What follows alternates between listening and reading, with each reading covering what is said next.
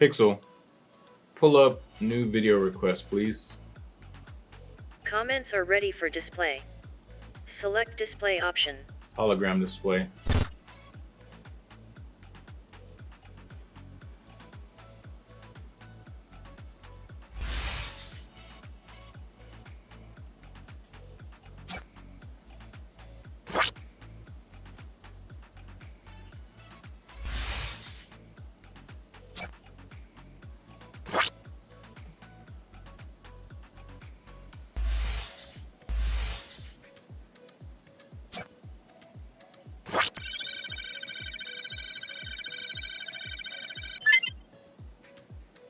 Okay, Pixel, let's do it.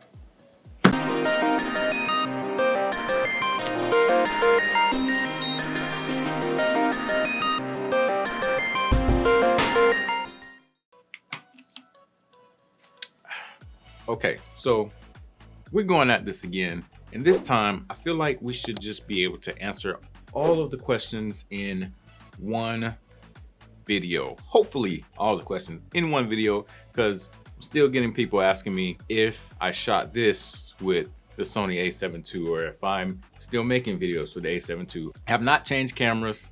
If I do, everyone will know. Trust me. Do plan on still changing cameras before the year's over. Just don't know what camera I'm gonna change to as of yet. If you were here last week, we were doing a testing for a live stream, which turned into just an actual live stream. And y'all made me fall in love with the R5, which I'm not gonna get as of right now. I'm not gonna get, but y'all did make me fall in love with the R5. But with all of that said, we're not here to talk about what camera I'm gonna get in the future. However, please tell me in the comment section below what camera you're looking forward to, or your dream camera if you know, if money wasn't an object, but it is. So that's why I haven't moved on. What we're gonna talk about today is specifically how I get the shot I get from this camera. So I'm just gonna give everything that I'm doing, because I guess I've said it already, but it's kind of been bits and pieces in different videos. So I guess I could just lay it all out in one video, and there's really not much to it. So let's do it. My settings. So we made a video specifically on settings. The only settings that actually matter right now pertaining to your video is going to be making sure you have the correct file format that you're using, which is the, what do we call it, the Xmax last time, I think, but the XAVC space S, whatever that means. But that's what you want to use because it has the highest amount of data that's going to be saved for this image. Now, the next thing that has to do with settings is your frame rate and your shutter speed. Now, these two work in tandem. So what you need to make sure is if you're shooting in a specific frame rate, you want to shoot in its correlating shutter speed. Now, this has to do mostly with natural motion blur and whatnot, so that your shot doesn't look crazy stuttery or like ultra smooth or something like that. So now this is an example of your shutter speed being too slow with a given frame rate. And this is an example of your shutter speed being too fast given a specific frame rate. Okay, so now that you understand that, if you're shooting in 24 frames per second, your shutter speed should be 1/50. If you're shooting in 30 frames per second, it should be 1/60. And if you're shooting in 60 frames per second, it should be 1/125. Now, the way it works out is it should be double the number of frames that you're shooting is what your shutter speed should correlate with. And I know some of those aren't exactly double. We just get as close as we can.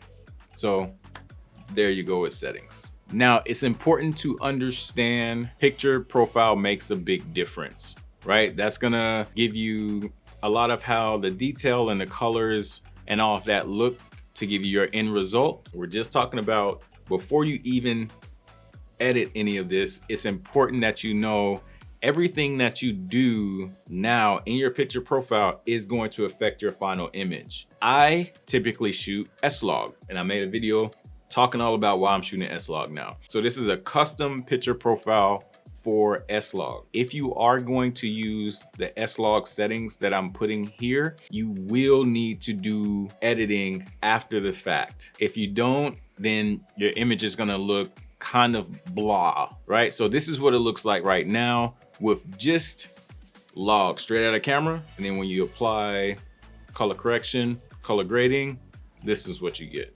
Now, let's say you don't, one, want to learn how to do that, or two, have the time to do that. We also have a picture profile for this. This one is what they call the no grader. So it's already kind of color graded. Yeah, if you wanted to use that, then you can use that here. Also, you can shoot with no picture profile on your camera. So here's a brief look at how it will look if you're shooting with no picture profile on your camera.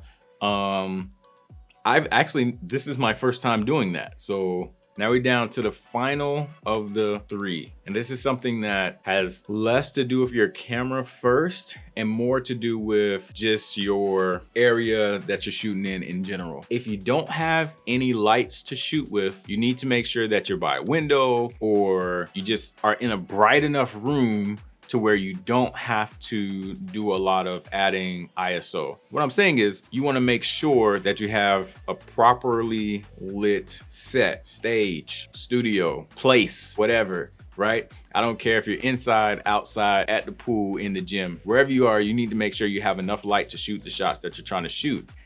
Next, if you don't have enough light and need to increase the ISO, I would urge you not to increase over 2000 ISO. If you're in a situation where you have to increase over 2000 ISO, it's probably going to look bad. It's not gonna look as sharp. It's not gonna look as nice. In addition to that, depending on your situation, where you are, you gotta make sure that you also are shooting with the proper white balance. Now, don't do auto white balance, please. What's gonna happen if you do auto white balance? Let's say you don't have a studio set where you can actually completely control the lighting. Like right now, I can't completely control the lighting because I have a window right behind where you are. I have a window over here, and there's another window over, make sure you guys can see, over to my left a little bit more, right?